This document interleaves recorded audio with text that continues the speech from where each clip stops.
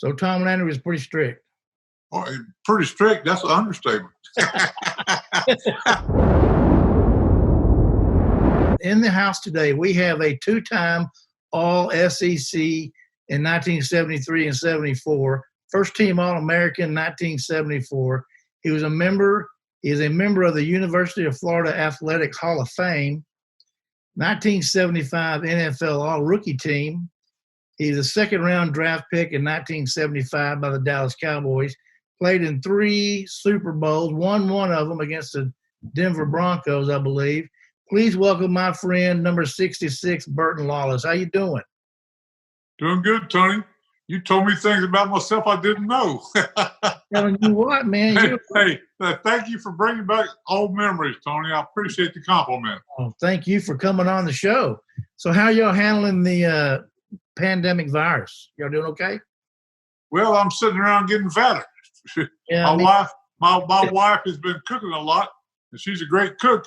And so I probably put on some pounds. I'm afraid I'm with you on that, my friend. Can you see my background by any chance?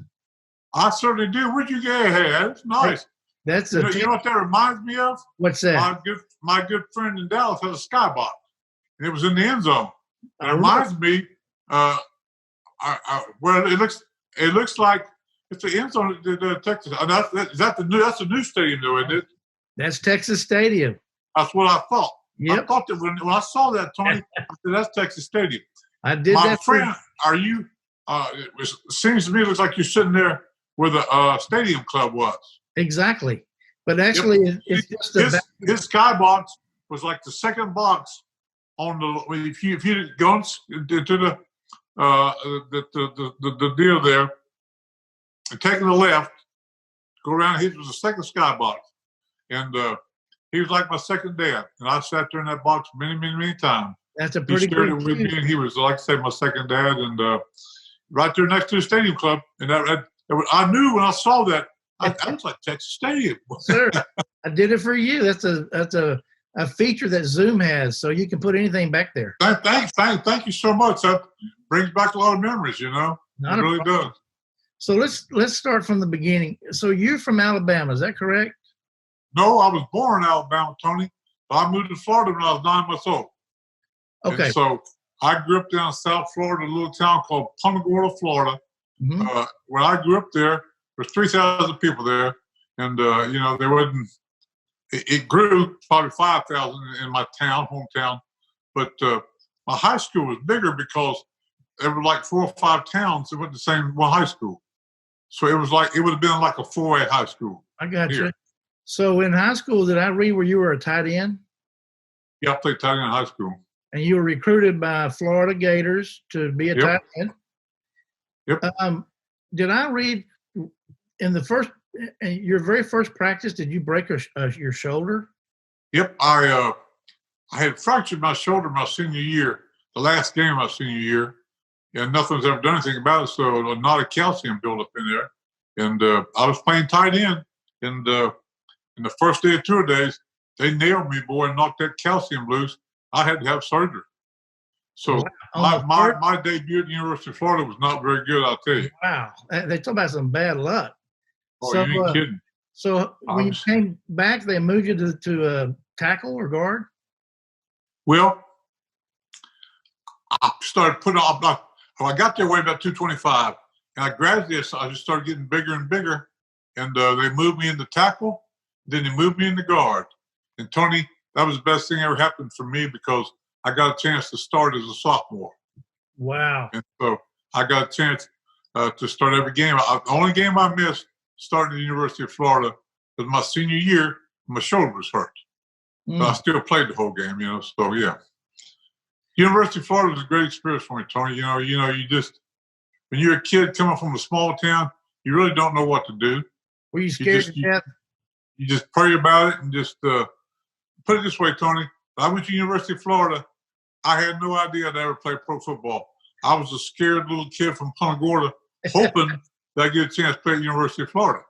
And things worked out for me, and it was God's will that he brought me to Texas. And one of the greatest things that ever happened to me, I'll tell you, was come out here. Coach Landry. Oh, the yeah. people we had. I was going to ask you, did you know automatically that you're going to be in the NFL? That's one of my questions for you. So, No, you had no idea. No, good gosh, no. I tell you, like I say, at the University of Florida, I started out breaking doing, having a shoulder operated on, so it didn't look real promising there. Absolutely. So I didn't know if I'd get a chance to play there, and things worked out, and I got bigger.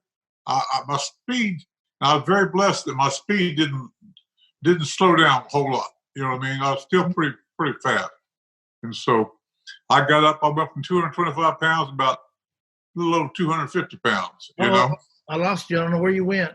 You're not there. So somebody tried to call in here. Oh, that's okay. Well, they'll go away in just a minute. Yeah, they'll go away. Plus, we can edit it, I'm sure. You there, Tony? Yeah. There you go. Well, okay. We're back. So your senior year, did you have a pretty good idea you're going to be drafted? I was hoping I would be. Okay. I had no idea. I played the Senior Bowl game. Then I played the game. Well, the draft was like January 28th, so it was early. Mm-hmm. So I played the Senior Bowl game, and that's the Senior Bowl game is, and I played in that. I was hoping that I'd get drafted, but I didn't know how high or when or what or who was going to draft me or anything. Second round. Well, hey, let me tell you, Tony. January the 27th, I went down to the locker room at the University of Florida, and the trainer and the equipment manager said, "Hey, we just got a call from the Dallas Cowboys. They want you to come to Dallas tonight." And I'm going, "What? What in the world?" So I flew to Dallas and went out to eat and went to see the doctor and the trainer and everything else because I had hurt my shoulder my senior year. Right. And Dallas was checking me out to see if they want to draft me. I guess you passed with flying colors, evidently. Well, I'm still okay. And when I got off the plane in Gainesville, the girl who's the stewardess said, "I want you to call so-and-so." And I called him, and he said, he was Norm Carlson, the sports publicity director at the University of Florida. Mm-hmm. He said, "Burton, the Cowboys have drafted you in the second round." Oh, my gosh. And, man, I was ecstatic. And my dad and I have been big Cowboy fans because there were no teams over there in Florida. The Dolphins came in late. Well, yeah, the Cowboys were our favorite team, So you were a Cowboy fan? Oh, yeah. Okay. I like Bob Lilly and Jethro Pugh and all those guys. And, man, I tell you, it was so weird, Tony. I didn't get to play with Bob Lilly. I've got to be good friends with Bob over the years now. Mm-hmm. But Jethro Pugh, guys like that, Jethro Pugh and Rayfield Wright, Leroy Jordan, all those guys, Dave Edwards, all those big name guys, Mel Renfro, Staubach, all those guys, man. And then all of a sudden, I'm playing along beside them. That was weird. Let me tell you.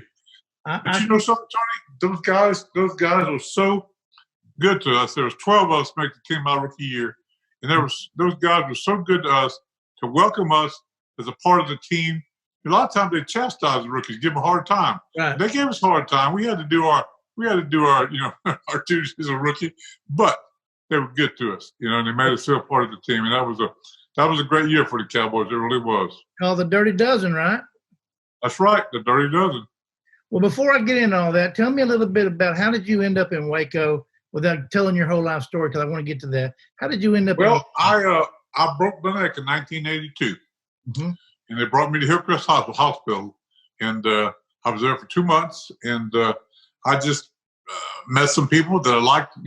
I've been coming to Waco anyway. I was living over in Groesbeck, and I came into Waco quite a bit anyway, and I just met some people that I liked and stayed here. And over the last, 38 years now, the people of Waco have welcomed my wife and I and son with open arms. They've been fantastic to us. They've been very, very, very, very good to us. They really have. And I love Waco. I'm not going anywhere. It's my home. I love Waco. I love the people here, Tony. We love having you here. So, your accident happened in Groesbeck. Yeah.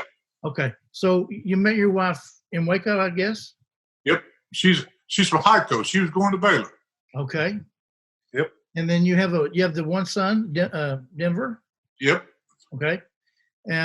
So how's the family doing? Y'all handling the virus okay? Well, just doing the best we can. I haven't been getting out a whole lot. My wife gets out and shops and does stuff. She's the one to get out and take the chances. She's taking care of me, I'll tell you. And I really had not get out and stuff doing around the house and stuff, I try to work out here. I got my machine to work out. But I hadn't gotten out much, Tony, to be honest with you. Well, you need to stay put. So you played for 4 teams, is that correct?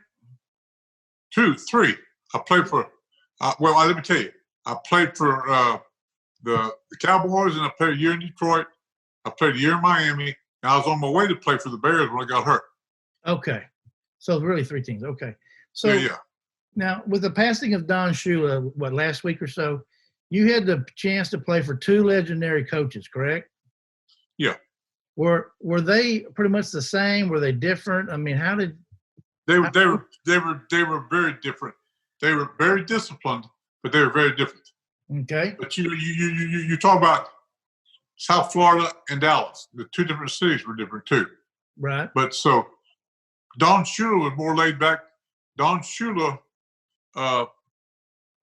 he was just in little ways, little things that he was different from Tom Landry, but he still had the discipline. That was the key right there. Mm-hmm. There was always discipline, a strong discipline, and Don Shula was like that. He's a very strict disciplinarian, but he was laid back in some ways. Tom Landry, he wasn't quite as stringent with the rules as Tom Landry was. So Tom Landry was pretty strict. Oh, pretty strict. That's an understatement. That's an understatement. Hey, if your helmet touched the ground during a practice, it costs you $25. Are you serious? I'm serious as I could be. And you had to have your chin strap buttoned during a drill. If you're involved in a drill, you better have your chin strap buttoned. What about? I guess you weren't. Little things like that. So nobody knew where you stood. You knew where you stood with Tom, Tony. Nobody sat on their helmet or anything like that? Huh? So nobody got to sit on their helmet or anything like that? No. You didn't see anybody sitting on the helmet during the game, did you? No, sure, no. I did not. So, but Tom was just very, very strict. But I'm going to tell you something, Tony. As a coach, it was all strictly business. I was scared to death of him. All of us scared to death of him. But I got to know him as a human being afterwards. Mm-hmm. You wouldn't find a kinder, better, more gracious human being than Tom Landry. Really? He came to see me in the rehab center. He came to see me several times. Tom Landry is about as good a person you'll ever find, I'll tell you. And I'm so blessed to have known him and to let him, he let me be a part of his life. He shared his life with me, and I appreciate that very, very much. That's very kind of you to say that. So, because he looked to be kind of not very approachable. He wasn't. Oh my gosh! Oh no, sure no. I bet you Randy White was there 14 years. I bet you Randy White never talked to him over 30 minutes 14 years. Oh, you're kidding me. And he loved Randy White. Oh my gosh, he loved Randy White. Tom wasn't the type of guy you just sat down and talked to. Wow. He didn't mean to be. He told Walt one time, he said, "Hey, Walt, I didn't mean to be that way. I just had to stay back so I could stay objective when it came to cutting people and doing things like that." It's all business. So it's all business. You're right. So as a kid, I watched you play. I believe you were a rookie. You were there. You were part of the Hail Mary pass. Is that correct? Yes, I sure was. I was on the field during a Hail Mary pass. Okay. So my question is, I watched some video this morning, and it was in, the Vikings stadium, Metropolitan, I think is what it's called. Did I see both teams on the same sideline? Did I see that? Yes, you did. Well, wait. Yes, you did. You certainly did. Well, that was kind of odd, wasn't it? I mean, did everybody? Yeah, that's because it was a baseball field. Oh, okay. Tony, I got a great story to tell you, buddy. If you got time. I got all day. Tony, I've always, all those years, I've always heard the Dallas Cowboys side of that story. Mm-hmm. Well, I was in Florida, and I went to a little restaurant close to my hometown, and there was a guy named Ed Marinaro sitting there. Mm-hmm. He was a running back for the Vikings. And I talked to him on his viewpoint of what happened in the game. Okay. Here's a whole different viewpoint. Well, let's hear his point. Oh, he said that, they thought they had the game won. It was over with. Well, they were going to the playoffs, man. They're fixing to go play the Rams out there in Los Angeles. They had the game won. Yep. Then all of a sudden that happened. It was like night and day. He said, you could have heard a pin drop in that stadium. There's 55,000 people, Tony. You could have heard a pin drop. It was definitely silence in there. Didn't somebody throw a beer bottle or something and hit a referee? Hit a whiskey bottle, Tony, and hit the referee. Right then, the baseball field, the stadium was right behind the goalpost, less than probably 5 feet. And some drunk nut threw a whiskey bottle just almost full, hit the referee in the neck. Good Lord. I'll never will forget that, Tony, because he hit the ground like a sack of potatoes. I thought he was dead. I thought it had killed him. Well, I really did. That was a terrible thing. And people wouldn't turn him in, the guy who did it. Yeah. But on Wednesday, they put out a reward of $10,000. He got turned in. I bet he did. So I watched it this morning. There was 30 seconds left. I remember like it was yesterday. And Drew Pearson catches that pass. I mean, were you just beside yourself? Oh my gosh! Hey, it was Tony. With like a minute and 45 seconds, I was sitting on the sideline thinking, I'm coming back to Dallas and pack up all my clothes. I'm going back to the University of Florida and go to school and finish my education. Boy, it all changed. Then you went on to go to Super Bowl. That's right. Hey, things sure did change in a hurry. Wait, at one time, Tony, that was the greatest play in Cowboy history. I don't know if it still is or not. Well, it is in my book. So that was a great time, I tell you. Tony, everything up there by halftime, I mean, everything around frozen except the field itself. By halftime, the field was freezing. Really? So there were chunks of ice in the second half. You try to stop, your cleats hit the ice, and there's not very good traction. It looked very cold, to say the least. Yep, it was about 20 degrees. Who was your roommate on the road? Who was your roommate? Well, I'm trying to think. My rookie year, there was a guy named Kyle Davis from Oklahoma. He was only there a couple of years.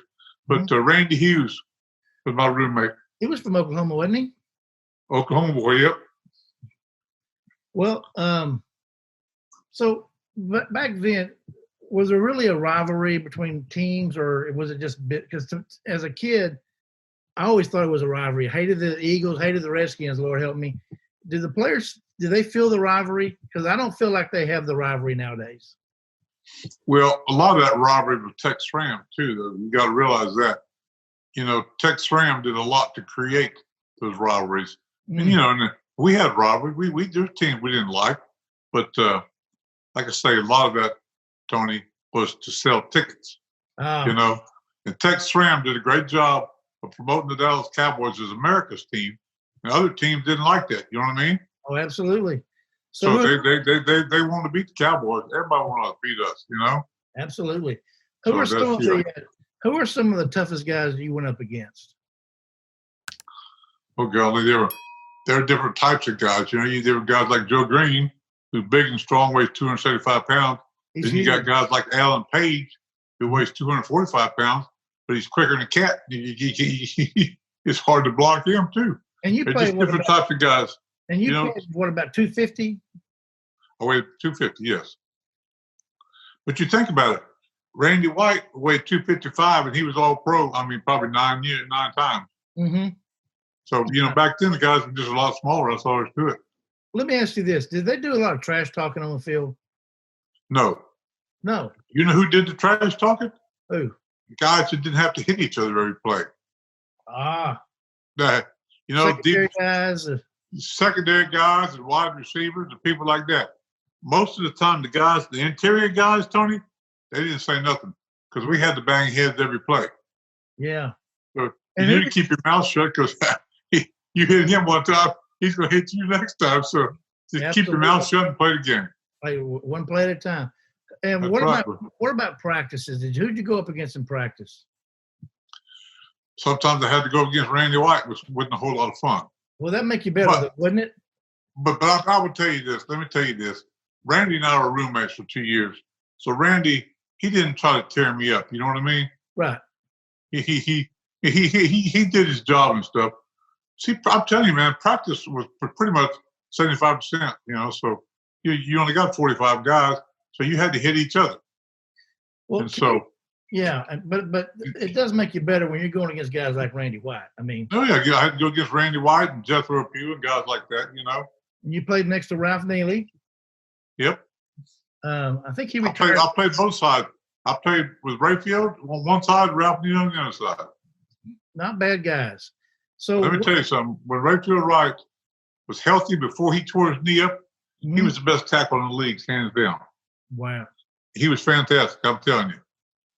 As good as Jack Youngblood was, and this is after Rayfield had hurt his knee. Mm-hmm.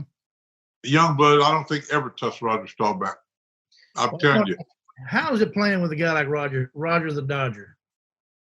How is he in the huddle, in the locker room? I mean, let me tell you something. Roger Staubach was a great leader. And you know something? I see some of these quarterbacks nowadays yelling and screaming at their offensive linemen. Roger never, ever criticized us, ever. I was going to ask He said, he might say, come on, let's get that block or something. But he never, ever tried to hurt us or demean us as his offensive line. He was just a class act, man, I'm telling you. And, you know, in all these years that I've known Roger, well, since 1975, that's 45 years, I've never heard anybody criticize him yet, really. Yeah. You know. What about playing with a guy like Thomas Henderson? Hey, Thomas was just a kid. He got too much publicity and went to his head. That's all. Yeah. Thomas is not a bad guy at all. He turned it around, though, I understand. He's doing real well. Yeah, he's turned his life around. He's doing a lot better. But no, Thomas wasn't a bad guy. He really wasn't. He just didn't know how to handle all the fame and glory. That's all. Yeah, he had a lot of it. So, you know, he grew up in Austin, really poor. Then he went to Langston College, which is a small school. And all of a sudden, he was drafted in the first round by the Cowboys. He didn't know how to handle that, you know? No kidding. And that's a shame. Because he, like I said, Thomas is a decent guy, really is. So this morning I'm watching some video. You know, you can find everything on YouTube, and I saw it was they were introducing you guys in the Super Bowl against the Steelers. I can't stand the Steelers today, but I mean, you should have 2 more rings in my book. But anyway, hey, you're right. You're right. But my question is this: I seen you coming down the tunnel. You're going with they're going to announce y'all before the game, and you're standing there. What kind of rush is that before a game? Well, I'll tell you something. It's really something special my rookie year because I was 22 years old. I had just turned 22 in November. And you got to realize South Florida, there were probably you got a certain number of tickets you were allotted to buy. I bought those tickets. All the people from my hometown were there. What an honor! Oh gosh, to rush out on that field and have myself introduced, Tony, that was one of the highlights of definitely highlights of my my playing career. There's no doubt that to be able to do that as a 22-year-old kid, you don't realize how good you got it, man, until it's all over with. And I look back on it now, and Randy White and I talk. He and I are still really close friends, and he and I both say, "Hey, we had it so good, we didn't realize how good it was. We were so blessed to have lived the dream." I mean, we got to play for one of the greatest teams of all time. At a great time, got to go to 3 Super Bowls, which that in itself is fantastic. So, yeah, it was just we lived the dream. That's all I can say, Tony. I just can't believe that. I mean, that would just be so cool. So, of course, Jackie Smith dropped, bless his heart, but man, I wanted to win that game so bad. But you're telling me? I'll tell you something. On that play there, I was trying to block Joe Green. And I fired off and hit him as hard as I could possibly hit him. He just threw me around like a rag doll and took off. And so I thought, oh, my gosh, I'm going to get Roger sacked. So, Jackie did a great job for us all year long, Tony. So Yeah. I can't blame that on him. My heart goes out to him. It really does, because he did a great job for us all year long. Well, and then all of a sudden that happened. That's the only thing people remember it for. I He know. made the Pro Bowl, I don't know how many times. He played for years, and he's very good. I mean, don't get me wrong. I just remember that. Of course, I remember the referee got in the way of Charlie Waters and Franco Harris runs in the end. There's just a whole lot of different things that could have happened that game. But Yep, anyway. I know. So there's a different feel playing in the Super Bowl and the playoffs versus a regular season. Am I right about that? Oh, when the playoffs come, it goes up a notch. But it's not. Bill Gregory. Do you remember Bill Gregory, number 77? I do. Bill Gregory, when playoffs started, he would on the practice pants, wear white practice pants. He would take a blue magic marker and print dollar signs on there. Yeah. Because every game we won, the more money we made. That's right. And that back then that was a lot of money for what we do. My gosh, that was a lot of money for us kids. Absolutely. So, it was a lot. Did you live any kind of the nightlife at the time? You were a kid, you're young in Dallas, you're a superstar. Did y'all have the nightlife like that we hear? Oh yeah, people went to the clubs and did things like that. Yeah, because those are times. Those are times I don't look back on and say, hey, that was a great time, because I that wasn't right. You know what I mean? Running to nightclubs and drinking, doing stuff, that was wrong, Tony, and I know that. And I just ask God to forgive me for those times, and have to go on. You learn from your mistakes. Absolutely. But the town of Dallas, you were royalty in Dallas. They treated us unbelievably there. They spoiled us. I mean, we were everywhere we went.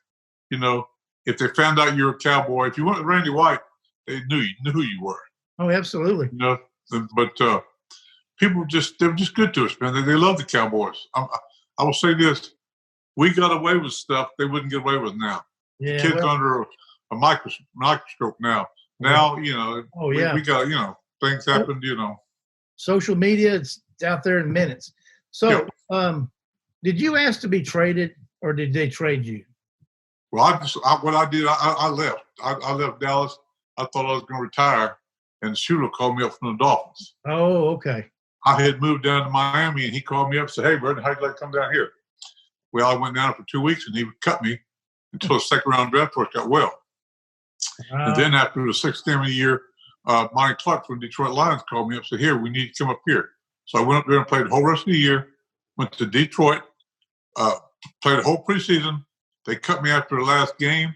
And then after like the ninth game, I think, Miami picked me up, and I played there the rest of the season.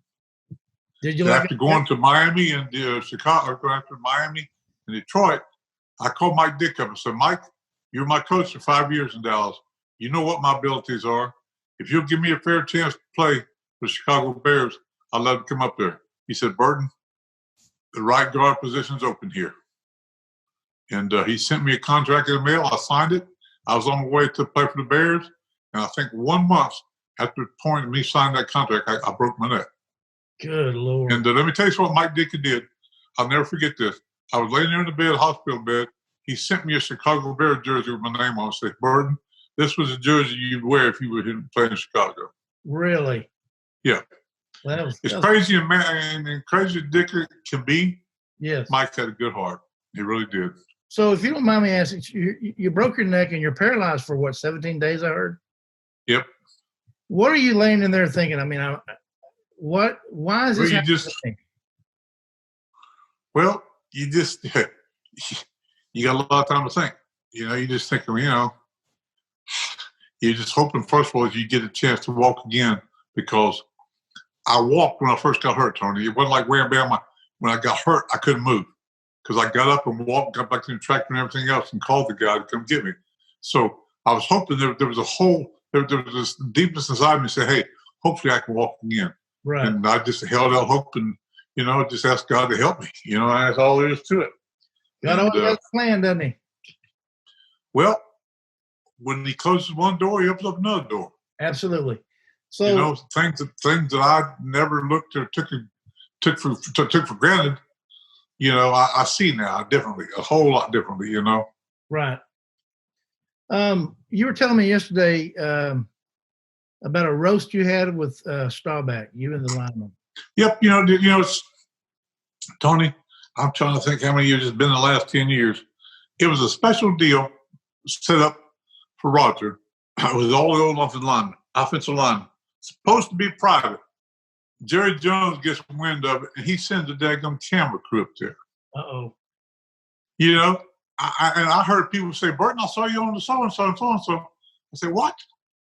I didn't think that's supposed to be publicized because there were things said back then and things said to Roger and to each other, joking. Yeah.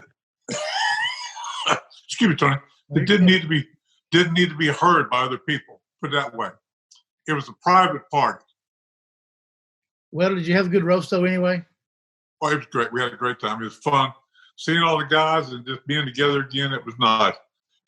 It showed me what a great guy Roger Staubach was. It really was. He told me, Ralph Neely, you interviewed Ralph Neely. I did, yeah. I did an interview with him. Roger told a story on Ralph his rookie year. He was scrambling a lot. Uh-huh. And he was getting hit, and Ralph was trying to block for him. And Ralph said, Roger, stay in the pocket, you dumb blank. He called Roger a dumb so-and-so. Stay in the pocket. I can hear him saying that. Oh, right. Hey, Ralph Neely's nickname was Rotten. I can see that. Ralph was a great guy. I love Ralph. Ralph's a great guy. He was very instrumental in getting that night roast together.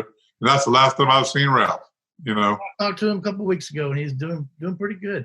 So life after football, what have you been doing? Well, I've been dedicating a lot to volunteer services in and around the city of Waco. I've been the Ronald McDonald House for years. It was a Boys and Girls Club for years. I was a place called Compassion Ministries. I hadn't been anything with them in a long, long time. But one of the main things is FCA.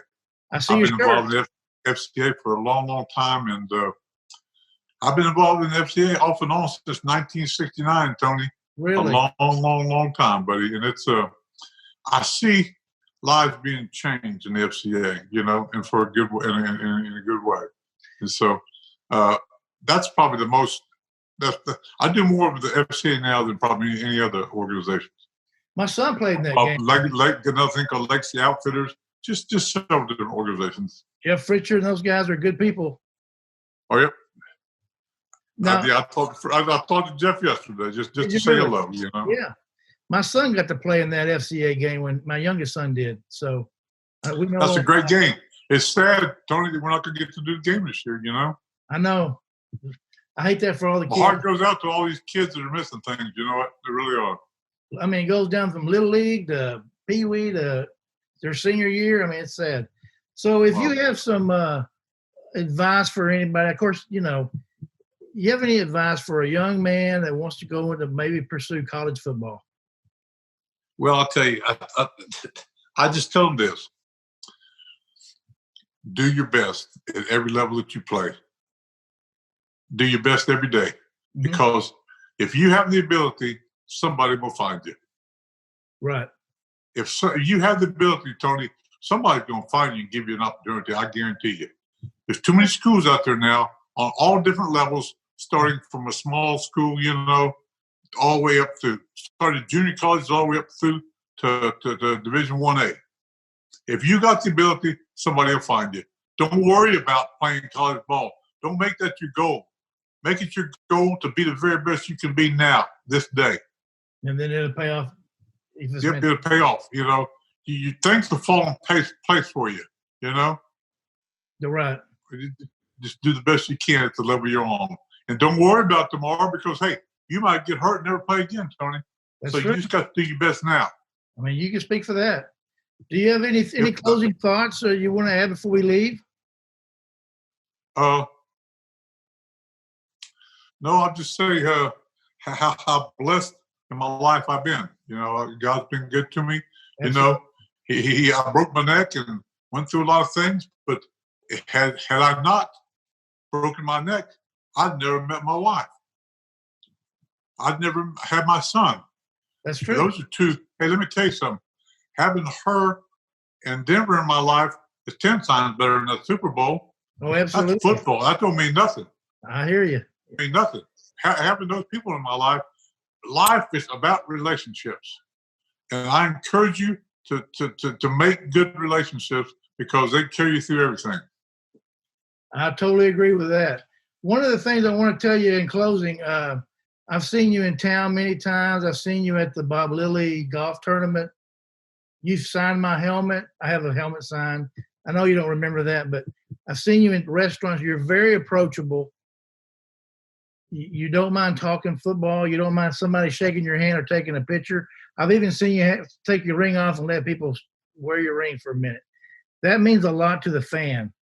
So you're very humble, and I want you to know how much, as a fan, we appreciate somebody like that. They're not like that nowadays.